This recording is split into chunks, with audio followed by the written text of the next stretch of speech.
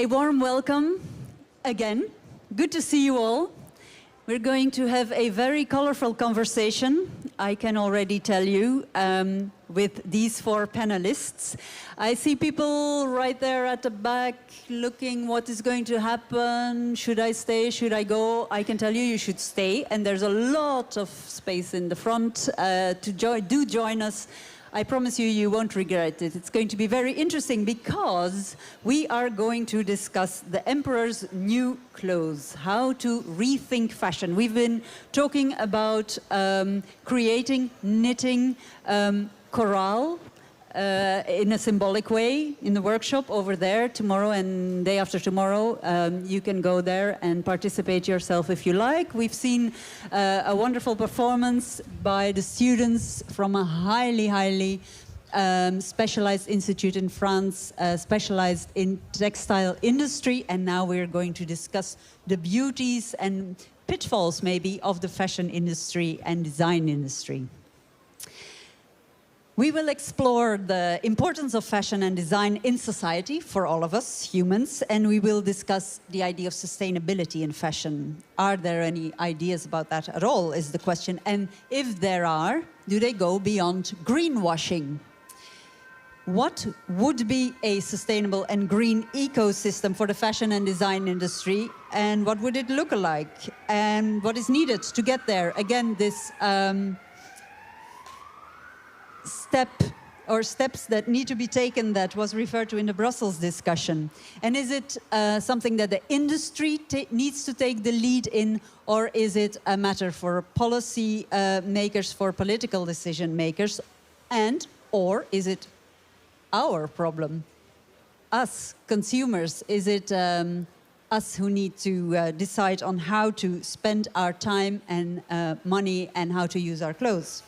Top shots in their field in the practice of and passion for fashion have accepted to be part of this panel, so I'll introduce them to you. On my left, Christian Ehler, member of the European Parliament for the Christian Democrats, member of the EPP, and specialized in the EU's contribution to culture, innovation, and technology. I'm introducing these people to you in general terms. Karin Fleck is founder of the Vienna Textile Lab in Austria, with a background, interestingly, in the oil industry. So she brings a scientist's approach to life and a love for loose clothing. I'll ask her to explain why. Tove Norlin, third person on my left, is the founder of Tove Jewels. She's a goldsmith by training and a high-end jewel designer of jewels to last generations, to be passed on as a heirloom. She has a very clear idea of how valuable jewels should be made, valuable in many senses. And gold, you may well know, was in Scandinavia for centuries a symbol of power and rank. So I'm curious to know if Tove still sees it that way. Her designs are nature-based and developed in collaboration with scientists also. And then, last but not least, fourth in the row is Valentin Von Arnim, CEO of Iris Von Arnim. Valentin is his mother's son, I think I can say so, in that he is CEO of the fashion brand Iris Von Arnim in Germany, that his mother created. A high-end fashion brand specialized in high-quality cashmere creations sold worldwide. Valentin has a background in management and banking, so he brings added angles to the table. And I found that he has been quoted saying that in Zukunft wird Mode etwas sein, das Menschen Freude bereitet, etwas analogisch zum Anfassen, etwas Schützendes in unserem digitalen Zeitalter. I'll ask him to explain what he means by that. So, could you please welcome our four panelists with a warm applause.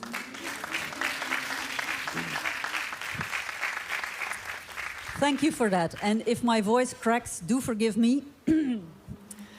I'm trying to keep the energy level high.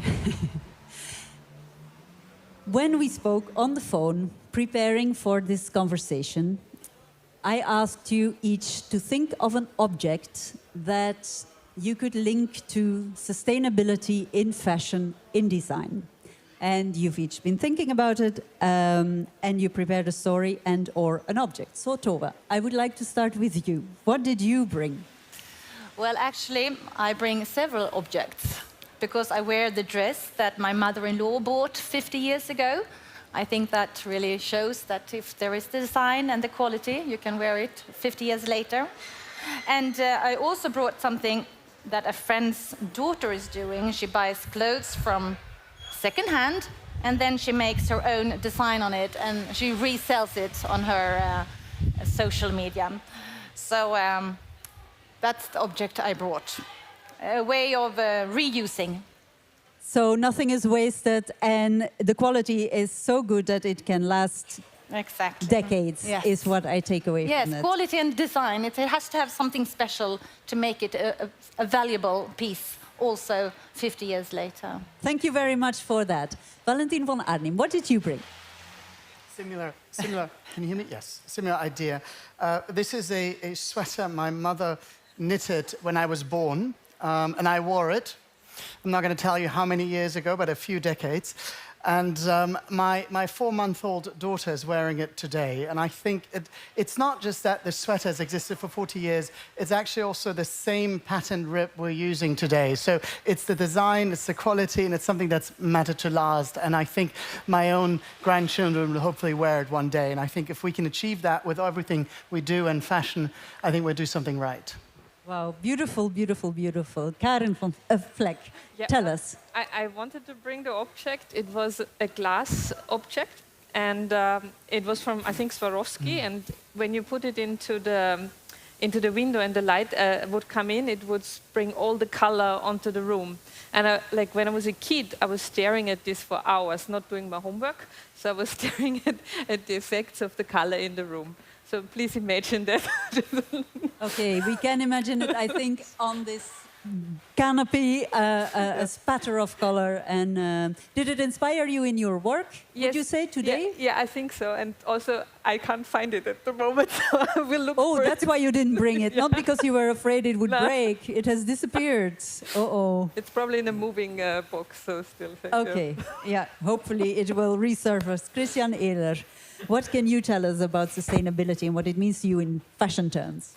Okay, it's my attempt really to ruin any credibility in politics, but my attempt, I was thinking hard to the emperor's new clothes. And what I brought to you is that. And before you what you actually believe that politics are complete lunatics, what you haven't mentioned, I'm the co-founder of the German Fashion Council.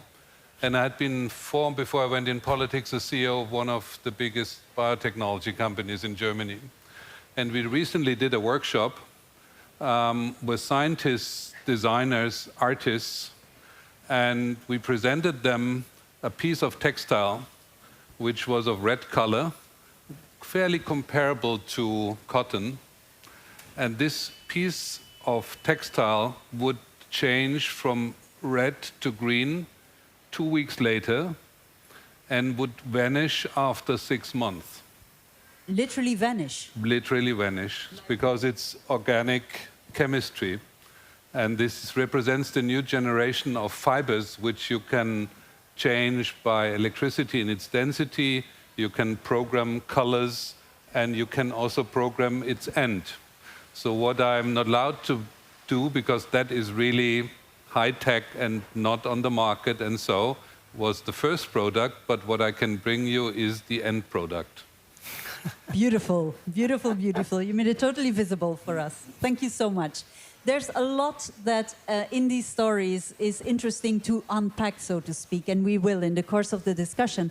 But I would like to point out again, the new European Bauhaus is about beautiful, sustainable together in the context of working towards the new Green Deal and, as Ursula von der Leyen said, putting a soul in the whole European project.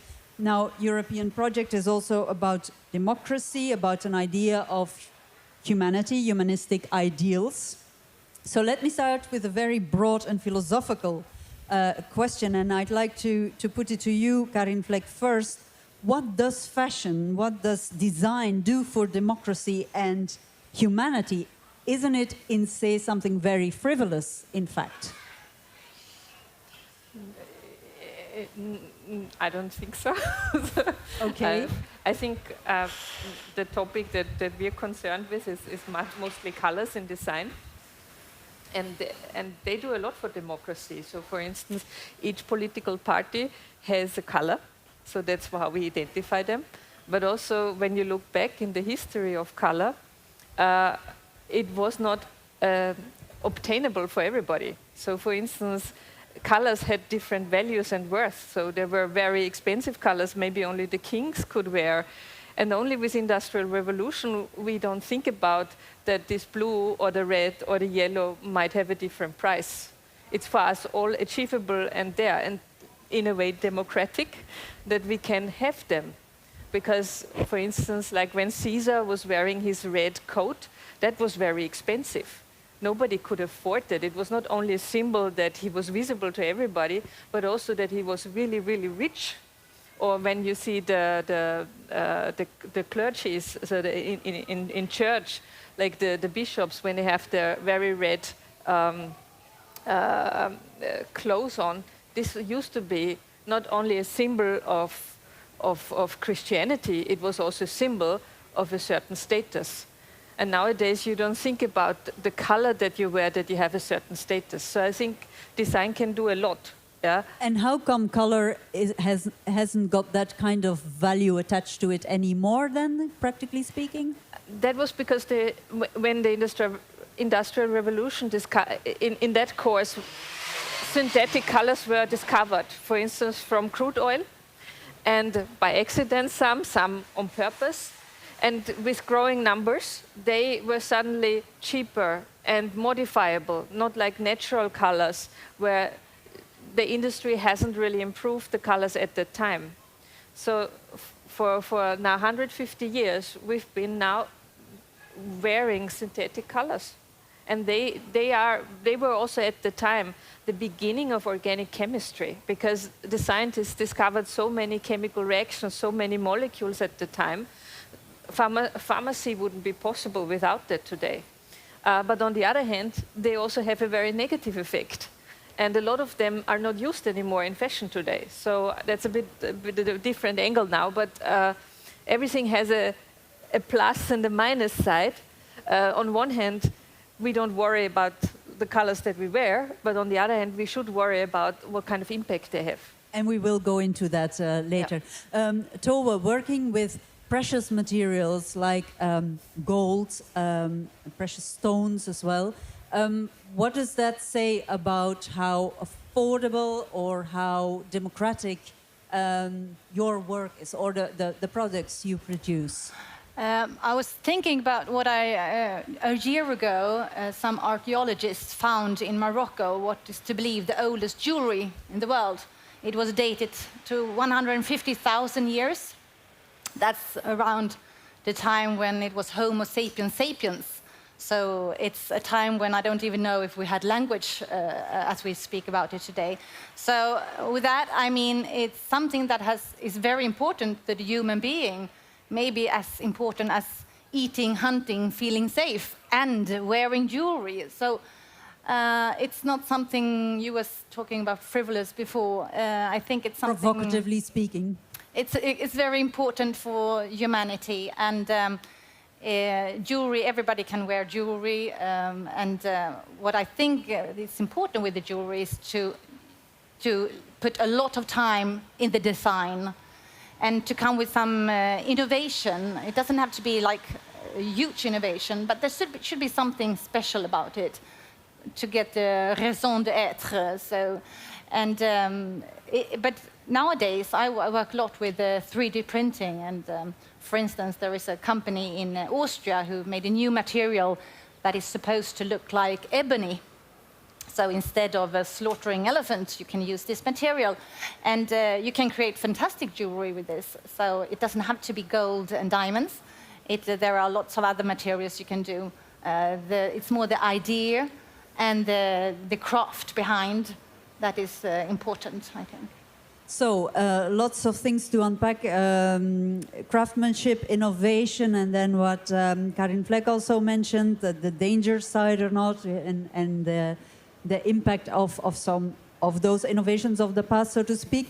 Valentin von Arnim, you use the word etwas Schützendes. Clothing, of course, protects us from weather, from cold, from other people, you name it. But what did you mean by that? Well, I come from the knitwear world and sorry, the cashmere world, and I think it's something that you have to feel on your skin. And I think that creates a feeling of protection, of feeling home, of making you feel well. And I think clothing is, in our world here in Europe, you know, you don't need another T-shirt and you don't need another sweater. It's something that is fun, it's joyful, and it's okay to be fun, and it's okay that you use it to express your mood, your feelings, wherever you are, and you should view it that way, not wasteful, but in a way of enjoying it, because if you don't enjoy it, I don't think there's a need to do it. And I think it has that joy to the outside of what you look like, but also has that feeling to the inside, and I think that clothing can be something very protection, something that calms you, that makes you feel at home. And I think if you get that feeling, it's also something very valuable in clothing. So I hear you say also that we can change our clothing according to our moods or how we feel or where we are. Because, of course, if you keep producing nice sweaters like the one you brought, then we wouldn't need to change our clothes very often, and we could just do with, I don't know, 3-5 pieces for a lifetime, which would put you out of business, basically. Well, I think the world is quite big, and there's so much shit out there that there's a lot of room for good things to do. So I think actually that we would have a much better world if we buy much less and think about what we buy, if we think about repairing it, if we think about reusing it, and think consciously about what we buy. So I'm not so worried about that if people keep their clothing for a long time, we'll go out of business. I think that is the business of the future. Mr. Ehler, how big is the fashion industry, in fact, and in Europe? Do you have a figure in mind, or design industry? How important is it? It's roughly 300,000 companies, most of them small and medium-sized companies, actually very small companies. But it is also big. I mean, if you look to Hermès or LVMH, there might be really, that is world-leading. So the variety is really from very small and very individual to European USP. That might be, of all sectors in the European industry, the sector where there is the strongest European USP. There is in biotechnology, in whatever kind of sector would have, there's global competition. On fashion, actually we lead the world. And so you have an amazing variety of from craftsmanship to something which is really a global economy. But still, am I right that it took a while for it to be taken seriously as an industry in European context? True. I mean, we started roughly 10 years ago in the Parliament, of all places, we had an intergroup, which had in an evening a glass of wine, and then we thought, what is the creative industry? And that was a little bit the Kissinger question. I mean, if you want to talk to the Europeans, which telephone number you use? And that was really the challenge also for the creative industry and also for fashion industry, because it was a misunderstanding on both sides. So politics wouldn't understand much, wouldn't understand that there is no industry where more young people are employed than in the fashion industry, or that the creative industry as an umbrella is bigger than the automotive industry or chemical industry. But on the other hand, it was vice versa. So when we were asking the creative industry and then in more detail the fashion industry, who are you? And they said, yeah, that we are high brands, we are craftsmanship, there was everything. So it was a process over 10 years that very successfully the industry, although I wouldn't call it industry, but I think the textile and the artists and what embraces the idea of clothing would somehow understand that it would make sense to have a kind of organizational and a voice in society. And it took us a while to understand what that is, because we thought it's fancy clothing, and we have a registering number for the steel industry, and that's heavy steel, light steel, and whatsoever. But we never had an idea what this industry is actually embracing. And so it took almost a decade for us, but also I think it was, in the very beginning, a very alienating process, but now it's a very strong voice in politics, actually. Yeah, and also a big part of this festival being discussed from a number of angles. Karin Fleck, I said in the beginning that you promote loose clothing, loose-fitting clothing. So I'm sitting here with a stretch jeans, and I was expecting you actually in a flowy kind of pair of trousers. It's something in between. But tell us about that, because there's a whole reasoning behind it. Yeah. So, for instance, I started watching a lot of YouTube channels, and I came across this Asian lifestyle channel. And I noticed that people in Asia, when they wear much wider clothes, for instance. And there was also, I think also here in Belgium, there's something called Hack Belgium. And there was an ideation and a startup that thought about how to make clothes different where you don't have confection sizes. Because confection sizes is one reason why, if it doesn't, you never know when you produce them how many people will buy a certain size. And that means there's always leftover. For instance, also, if you go back again with talking about history, like maybe 100, 200 years ago, people would also make clothes differently because they would be adjustable to your body. And so you wouldn't go shopping that often. Like as Valentin says, maybe the consume would also be changing. I think it's also a product of the industry a bit that we are so used to our sizes that it is normal for us to to get a new fitting T-shirt or a dress, yeah, or a suit, for instance, that needs to fit, yeah. And then, okay, you change your body size, yeah, and then you have to start all over again. How frustrating is that? What if you could stay in your clothes for longer? Yeah, I think that would also be like alone in the design is already the key for sustainability or for less consumption. Okay, because before we get into the solutions and the future, if we list the problems, is that the main problem, if I may say so, that there is mass production, overproduction, the overturn of our use of clothing is too high, would you say? Anyone? You can... 100%. Yes. I mean, the numbers, which is quite interesting, nobody really knows the numbers. And, you know, the Business of Fashion quotes, the MacArthur Foundation quotes another foundation that goes circular. Nobody really knows the real primary source. So numbers go between, 10 to 30% of clothing is not worn at all.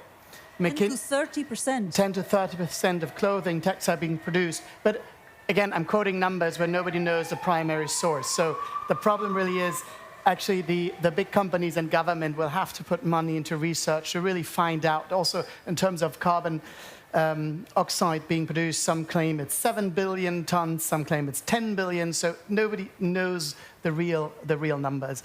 But really, the main problem, I think, is overproduction. It's just insane of how much is being thrown away. So that needs to start right away. And we need to find a way to include real cost. So real cost into something, because when we produce in Europe today, we have the problem actually of finding people who can do it. So we do still a lot of handwork, and we don't find the women anymore who can do hand knitting.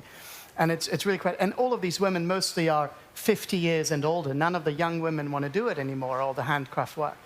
And so we hear, but on the, when you go further east and other sites, it's about pollution, wastewater, abuse of labor. So we have to find a way of including that in cost to make that actual piece find the real cost to it. Okay, you say that it's a big problem, the biggest problem. That was the question. Also, of course, you're speaking from the point of a perspective of a producer who thinks small. Not small, but very targeted and thinking about what we put out. Can we actually market it and sell it? It's a business model in itself. So if you think about mass production in your sector, I think in your segment, that's not the issue, is it? No, but of course within jewelry we have mass productions, and that is especially as a European country, myself, I always want to do it in Europe, because there I have the control. I can contact the business, I can visit them. It's many times I work with family-owned small business, so you feel you have the same values, the same goal, and also that, you know, here we have the European laws, using what chemicals and working in what environmental. So if I put it out in some other countries far away, suddenly I lose power to steer what they are doing. So therefore, that is one thing, try to keep the production near the company, because then you have more control. For instance, gold you can always melt, so that's a good thing. It's a recyclable. In Sweden, when I do the jewelry, we always use 100% recycling gold, and everybody does this, so it's not like I do it, that's the thing.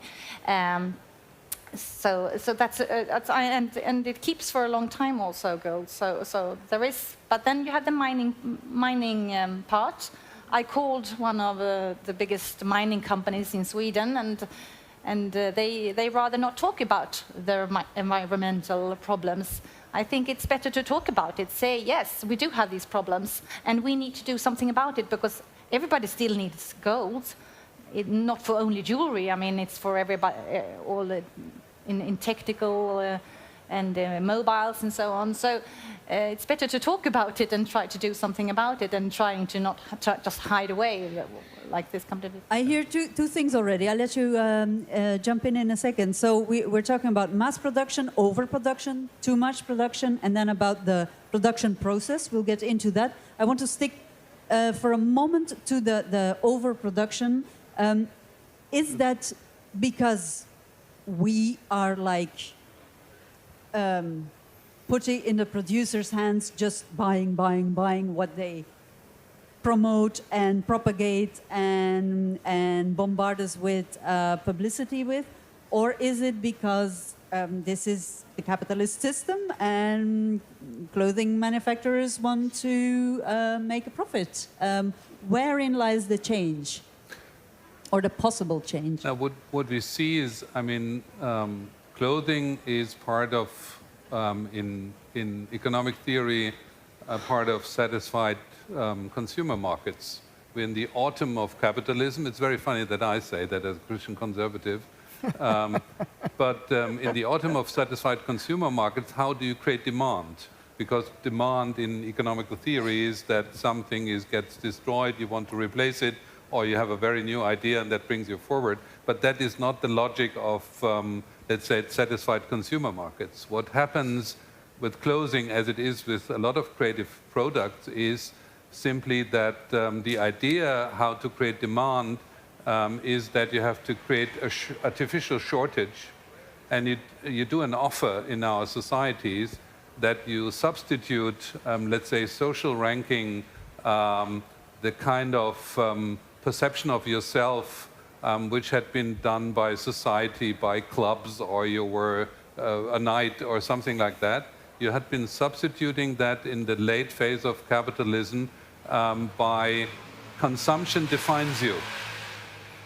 So the offer of, let's say, the traditional consumer market is that no longer your social surrounding defines you, it defines what you can consume. And even more, it defines what you wear. And to tickle that logic or drive it to the extreme is that this industry managed to define what is beauty. So, I mean, what is the beauty ideal in the 20th century, late 20th century, first 21st century, is blonde, blue-eyed, and size 36. That's genetically a vanishing minority in our society. From the Stone Age on, they got less and less blonde, less and less blue-eyed, and less size 36, because it doesn't refer to the logic of nutrition and whatever. So we defined an ideal which excludes practically 89% of the population from that ideal. But if you can constitute the ideal, we offer the rest to saying, okay, you don't fit perfectly to the ideal, but there is relief. Clothing, cosmetics, whatever. And we have to be aware that the logic of satisfied consumer markets, which are not longer driven by the classical demand function, is that kind of logic. So it's not just simply that they want to produce more, it's the inner logic of a lot of creative products that you drive that simply because you offer social definition, self-esteem, and whatsoever. And then you can practically, from then on, if you establish that, you can sell everything, every time, every month, for every money. For a long, long time. Okay, very nice example, very nicely put. If we then move on to the production process, before we go into the solutions, coming from the oil industry, you already mentioned the danger inherent in some coloring processes, poisonous, what have you. We know about chemicals that are being used, and there's European lawmaking in the making as well, and created already. What are the pitfalls at this time, according to you, in the production process of textiles, for example? Some were already mentioned, the lack of craftsmanship here, having to go further east, for example, where you don't control labor conditions. Anything else that comes to mind? I think also like there's new production methods, like for instance, biotechnology that could change the global supply chains, because in order to manufacture something from biological nature, you don't need the typical supply chains for platform chemicals, for instance, like chemicals we use as a precursors to, for instance, colors, but also other materials. And I think, like especially in the situation where we're now, these new types of production systems would help the industry. Also because you need really well-educated workers. It's not a mass production as such. It's like, for instance, biotechnology is something that happens in a big vessel, but to operate the vessel, you need specific stuff. And I think that could be a possibility to move, for instance, also production back to Europe. You have that specialized personnel and the skills. Yeah. And it pushes, on one hand, science, but also it sort of allows even a whole country to be independent, because you can source your own waste streams, you can source from your agricultural stuff. And it doesn't really matter in which climate zone you are or which labor conditions you have, because the level of workers employed is a different level than if you have a mass production, for instance, where you have like hundreds of people doing the same thing all over again. Yeah. Okay. We'll pick that up in the second half. But when you mentioned gold and the fact that it's supposed to be fair trade gold in Sweden or reused. Reused, I said. Reused. Yes. Is it possible to? I mean, we know it for coffee, right? Fair trade coffee. Anyone? Well, we also saw the documentary how fair trade it was. Well, yeah. So there's always the danger that we don't know the whole story. But It is. does it make sense, a fair trade label for gold or precious metals? Is it conceivable? Yeah, well, the whole thing is of eco-labeled. I don't know how many documentaries I've seen now within the fish industry, coffee industry, everything. It's just they just bought them. It's then they just turn out to be nothing behind, and this is really frightening. So now I always very afraid to buy these things, whatever it is. They have been trying for a long time to talk about green gold, and but as with we all come back to the transparency. How should anyone be able to check whether this is true or not? And here is the key. I think that this is the key thing to be able to check the transparency for all these companies working with whether it's coffee or gold. And how can that be organized, do you think, at what level? I don't know. It could be a ministry of transparency, but you know, it's a huge, because then someone have to check it. Each company needs to be checked. And as we were saying, many times you hear someone just mention a number or something. It is, I think it's easier if you work with smaller companies, as I was saying before, closer by. Then at least you have a possibility to check it. Mm-hmm. If you work, and I can buy gold from Sweden because I can go to the mine and I can check it. At least I can hope that the Swedish laws would at least forbid something. And if I would point at some chemical used, something would happen. If it's in a totally different country, far away, it would be impossible for me to check. Kashmir too, Valentin Von Arnim, the source of your creations is also something that is sourced from other countries. How do you deal with these issues of transparency on where it comes from, how it's being produced? First, cashmere has to come from China or Mongolia. So all of the cashmere goats live on the outer skirts of the desert Gobi because that's a natural environment.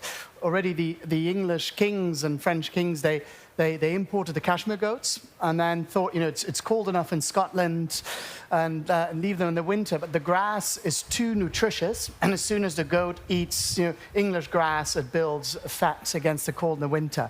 So the goats require the natural environment of the very dry deserts to build that fine hair. So it always comes from there. And actually the goat has one problem. It only rains there once a year, so the grass is very dry. It eats the grass with the roots, so it grabs it and pulls it out. So you need to watch out that you only have that many goats per square kilometer.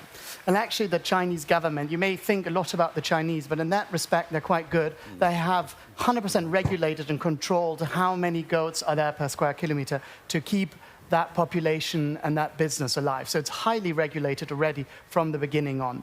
And then and that industry, it's obviously a very small industry, but you can imagine, so a regular kilo of cashmere raw material costs today about 150 euros. You can buy it also $130, $140. But if you buy a cashmere sweater for 69 euros or 79 euros, it is impossible to do.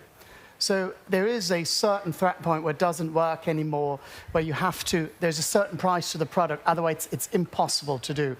And otherwise... What are you buying if you buy a cashmere sweater of 60 euros? And if it's not, then it cannot be a 100% proper cashmere sweater. Absolutely. Yeah. So there's one way, and obviously nobody really controls it, is when you comb the cashmere goat. It's a natural process. Instead of, usually when they were living free before, they're still all living free in herds. But before that, they would lose their winter hair by rubbing themselves on the dry bushes. And now instead of rubbing themselves on the bushes, the goaters use combs. And when you comb the cashmere goat, you get about 1.2 to 1.3 kilograms of materials. And that material is then filtered, and only about 250 grams of that fine cashmere hair remains. Now you can change the filters and leave more of the thicker hair in it. So you still have hair from the cashmere goat in it, and you can still claim it's cashmere because it's from the cashmere goat. But as soon as you wash that sweater 2 or 3 times, and as soon as you wear it, you will realize what quality it is. The problem is that you don't know in the moment you buy, because you can wash that material so soft that you can't feel it. So it really comes through wearing where you realize that it's not real material. And before we round that off, but how much control do you have over that whole process to be sure that you work with the top quality? Experience, history, it's about working with the same supplier for 30, 40 years, that you trust that he's delivering the best material. I mean, obviously we test it, we buy every year. We're also then large enough to buy certain quantities, but you need to build that relationship.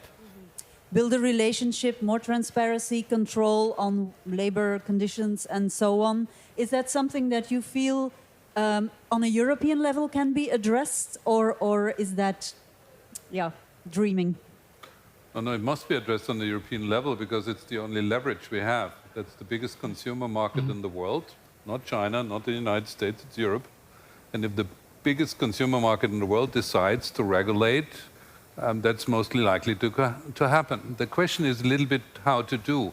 So we have in Europe this precautionary principle, so we set up a very complicated supply chain surveillance, whatever, and a variety of things, and then do we scientific advice and so on and so. I think the most robust, although then to some extent fairly American principle is liability. I mean, if you're a CEO or in the board, you don't care really about whether you control your labels or whatsoever, and you pay a lot of money to set up a system which might be okay but might be questionable. But as soon as you have a direct reliability as a CEO, as soon as you have a strong interest in that, and you can see that with taxes, And you can see that with reliability. And when we talk to our American colleagues, usually very robust and not as concerned about environmental issues, but they have a very robust idea how to steer a market, and that's liability. And if you pay for the first time a fee of 150 million, and you don't have an insurance for that as a board, and you pay it yourself, then you get control on things like that. So there's a lot of discussion about methodology.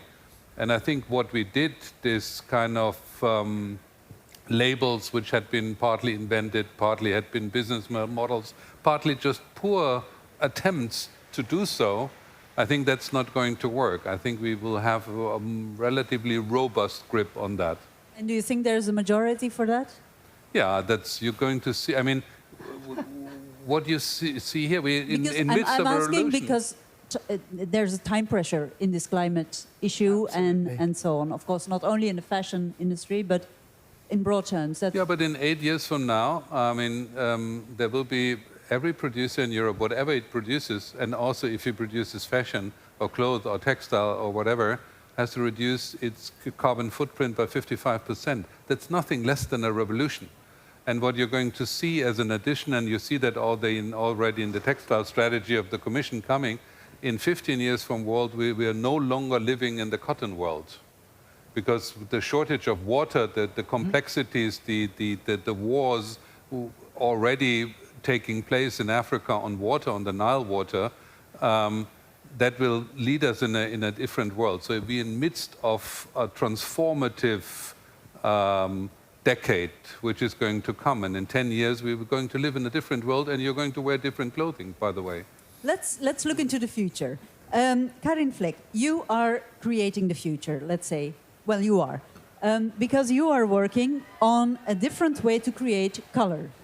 You already referred to it, but can you briefly explain what it is you do and how it would create a more sustainable use of color, and would it allow us, consumers, to still wear every season, if we want to, different colors, bright colors, and so on? Okay, so first of all, what are we doing? So the Vienna Textile Lab is using microbes as a manufacturing unit for textile colors. So we work together with an Austrian artist that has been collecting microbes all over the place. For instance, in the Danube, he found a microbe that produces a beautiful pink. You wouldn't expect it in the Danube. We bring that to the laboratory and look at this microorganism a bit closer. Most of them are bacteria, some of them are fungi. And then we see, okay, the color that they produce, do these colors work on textiles? Because not all colors will ever dye textiles, for instance. So we check if it has this affinity. And then we see, okay, in bioengineering, can it compete, for instance, can it be upscaled? Can it be used in such a way that it is competitive to synthetic dyes? So this is what we're doing, and so we're combining the knowledge of biotechnology, of chemistry as well, because the affinity to the fiber, that's still a chemical bond, but also from knowledge from the industry, from the dyeing. And does it produce the colors that we're used to? Like these ladies have brightly colored scarves, for example? Yeah, I think, for instance, the pink of the lady reminds me of the pink that we have. So yes, created by microbes. Yeah. It's still in development. You cannot buy them yet. But what I want to say is basically we're discovering more and more colorful aspects, and these microbes are what they actually do is they replace a whole bunch of petrochemistry before that, because instead of using materials that come out from crude oil originally, refining, first of all exploration, refining, then making bulk chemicals, fine chemicals, and then finally you get to your color. This little cell is doing it all by its own. You just need to feed it, and it feeds on biological substances. We call it the soup. Yeah, so the soup. The soup. Okay, practical people, these scientists. So and how does it help? So on one hand, like when we started, we had a very broad idea how we can influence the industry. But most of all, it is because people like Valentin, they come to us and say, listen, we dye wool with synthetic colors, and our end product is, for instance, not biodegradable or not better biodegradable because synthetic colors do not biodegrade that well. Yeah? Not all of them, but some. So we want to have a final product that we can sell our clients that there is natural wool and there's a natural color on it. So we can claim that this is all one natural product. So this is one thing that we help the industry with. Also, the whole process to do this produces less waste, because a lot of these waste streams can be reused because they're of biological matter. And then, in a maybe not so intended way from the European Union, we're also helping biodiversity, because we look at all these microbes, and some of them are not known before. So we look at the whole biodiversity of Europe and also put them on a podest, because they can do quite a lot. And normally we would have just ignored them. So we learn a lot about the little world that we don't see so well. Yeah? And when do you think, envisage, is this a project that can be put into practice in 10 years, in 20 years, in 30 years? No, I think this is something like 5 years from now, you will find this on the market. And it also, like, in the industry itself. So we talk about mass production. So there's one thing is to produce more and more color. You know, we don't envision ourselves as a company that is the next big chemical company. Yeah? This is not our target. It's more to have an impact. And one of the things is that also the industry requires different models. For instance, why not bring your clothes back and re-dye it? So there are models like this. So we also look into the possibility you purchase a piece for life, but you might alter it in life. So like, for instance, Patagonia does when they have the repair service, for instance, for their clothes. Yeah. Thank you. That provides a perspective, let's say. But then, okay, this is one aspect. But then, Toa, I want to bring you into the discussion again, because we need to talk some more about the craftsmanship, I think, because that is really at the heart also of this whole production process. How are we, I mean, as a society, going to find people who want to do it, are ble to do it, are inspired to do it? Is it still possible, do you think, at all? Or have we passed that stage, and do we need to look elsewhere, literally or figuratively? No, I don't think it will never die. I myself, I saw an exhibition at the Louvre when I was 22, and that was the first time I saw something, jewelry from René Lalique, and that's when I decided, I didn't even know that existed. And I totally decided to go to be a goldsmith. And I think that's one thing, to show the craft. The craft, as I said in the beginning, you found this piece of jewelry 150,000 years ago. It's something essential in our lives. So to show culture, to show craftsmanship is one very important way to go. And maybe also to keep up the status to be a craftsman. It has sometimes, at least in Sweden, it's been like, no one should study for craftsmen. It's better to go to university. So everybody goes to university, even if they don't want to. And instead of trying to... looked down upon as something, working with your hands or something? Yes, I mean, to work with something hands, it could be... that's something fantastic. And I think that is something also from politicians and from the society side, they can help to bring this forward to the young generation. You have very often your own companies, your own person, but then there are also the bigger companies. We were talking about Hermes before, who has fantastic craftsmen. You can work for a company like... I mean, there are a broad palette of way to work as a craftsman, and many times you are quite your own person that can decide for yourself. And it's interesting because, of course, the craftsmanship was also at the heart of the original Bauhaus, and is taken on board now in many of the discussions we've been having here, importance and recognition of its importance in many industries. Production process innovation is also something you mentioned. Could you tell us a bit more about this new idea that you brought to the jewels you design and you bring to the market? Because it's a wonderful story, I think. It was I'm working together with the researchers, so I could see how the nature is actually creating the word, and that geometry is very different because you don't have any cubes, so you don't even have any spheres. It's always a hole somewhere, so the energy can to pass around. And so working with researchers, I could use this kind of new geometry and knowledge. So I create everything in the computer, and then it's 3D printed into wax, and then it can be cast in whatever material. So inspired by designs in nature, and I particularly remember that you looked Yes. at skin close up. Yes, this here I have my. This is actually the pattern from skin. So I was working with the dermatologist to define this, and I use this now in all my jewelry. I think it's a fantastic pattern. Okay, do look it up. So, Valentin, now we've said, okay, we need to invest in innovation, innovative techniques, be more curious about what is happening around us and how it can help, find and invest in craftsmanship and educate the next generation of creatives. But what about the industry? I mean, Hermès was referred to as one of the exemplary fashion houses that is thinking about how to be a green fashion label. There's a lot of talk about green jeans and green this and green that. Is it always, do they always walk the talk, or is it often not just greenwashing, basically? Well, you have to start somewhere.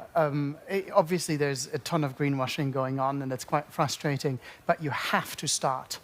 And the process of getting there is a long way, and you have to force companies, and it does start with policy, and it does start with liability, and there are things you can do. I mean, you can offset your carbon footprint. You can require companies to do that. Obviously, that's a very politically difficult question, but it's actually not that expensive. And we're trying to do that for our entire process, and we had an institute trying to calculate this. And for us, actually, it costs 65,000 euros a year to offset our carbon footprint. And I think it's a doable cost to handle for that part. And so you start with policy, and you start with educating. And obviously, a business of fashion now does a big index on sustainability and how well companies are performing. And Puma right now is on #1. And I think they do a lot of things badly, and I do not know how they ended up at #1. But you start, and you start ranking companies, you start forcing them, and it's a long process. And even though if it's not waterproofed on all sides, you've got to do it. Okay, now we have to look at ourselves to round it off, the consumer. We started by saying we over... You started earlier. Is it the responsibility of government or business or consumer? And it obviously has to be all three. That's the only way it works. It interacts. It yes. interacts. But if we zoom in on the consumer, what's wrong with us, and how can we change, apart from buying in 10 years maybe naturally colored clothes or microbiotic colored clothes? But it's education and actually marketing in a positive way. You talked before about marketing, about creating these shortages that are not actually shortages, but they're just marketing ideas of certain. And you can create the same marketing idea using in terms of sustainability and positive. So put the best creative heads at it, make it interesting, make people want to have it. And I think that's happening. I think there are a lot of younger companies out there doing that, and I think there's a lot of ways. So it's on both sides, education, and on the marketing side, but make it sexy, make it interesting, and that's possible. And companies are not doing enough yet, but we're getting there. Short poll. Who here buys new clothes every new season? Be fair, be honest. Nobody honest. You're all Me. convinced already. You do? You do too? Come on. Show of hands? Yes. Thank you. Very honest. Influenced by influencers on Instagram as well? Are you influenced by influencers on Instagram or? Okay. And who looks forward to clothes colored by the process that Karin described?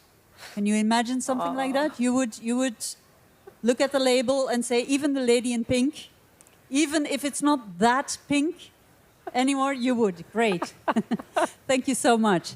Yeah, there's a lot more we could be saying. Maybe one last question for you. The problem we have in politics, and that's, I would like to come in the end back to that, why we're doing the new Bauhaus. What is the idea that a 60-year-old president of the commission, strange creatures than me, artists, Rem Koolhaas and so on, so are somehow aligning behind that idea. The problem we're describing is in politics in our society, we addressing a creature of different nature. So we talk to citizens, and if you tell them, do you want the end of the world? No, they don't want. Do you want to pollute your surrounding? No, they don't want. Do you want to spend a certain amount of money for that? Yeah, they want. But the interesting thing is, compared to what I've been describing before, politics is addressing, or societal discussions in a more broader sense are addressing citizens perhaps 5 minutes a day, 3.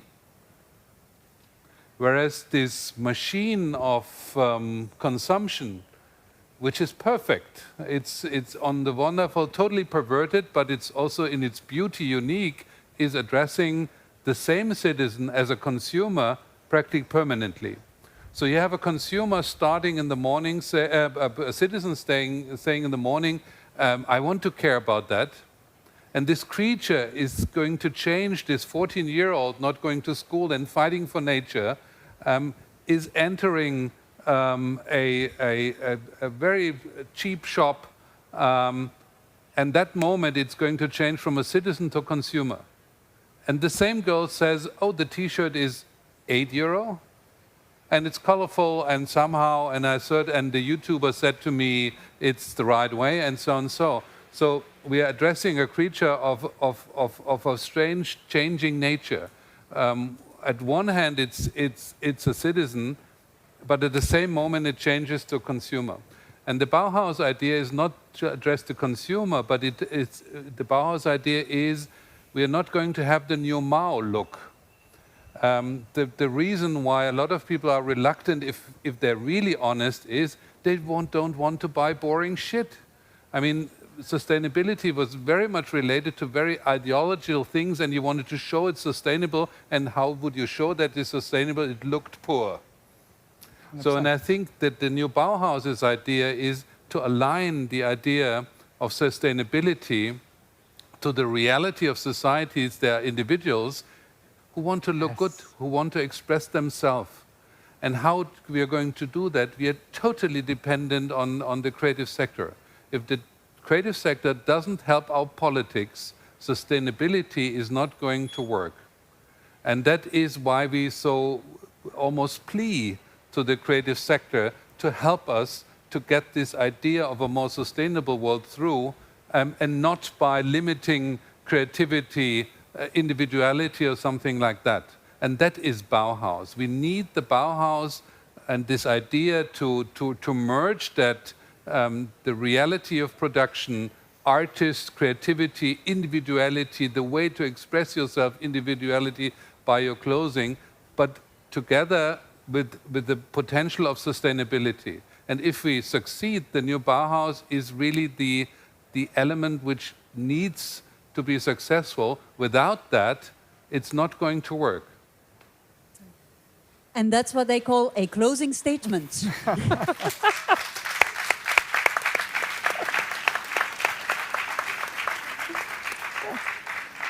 We've come to the end of this panel session. I thank you very much. This is the Bauhaus put into practice, exchange of ideas with people from different backgrounds, different expertise, different parts of Europe. So thank you, Valentin Von Arnim, Tove Norlen, Karin Fleck, and Christian Ehler. And thank you for being here, for sharing the energy and listening so attentively. Have a wonderful evening. Don't go too far, because at 8:30 we have Ukrainian musicians to present to you. So be back and do join us for that. Until then, have a nice evening. Enjoy each other's company. See you.